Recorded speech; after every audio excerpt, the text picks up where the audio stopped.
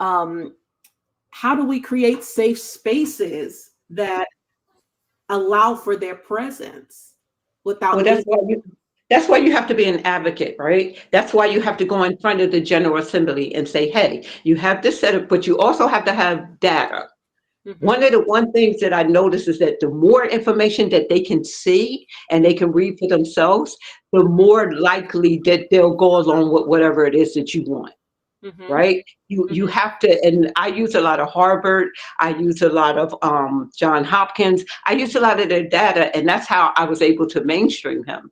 because they really didn't want to mainstream him, right? When we go to certain places, like where I, at the assembly, we have smaller rooms where you can go into. The one thing that I had to work off of him, right?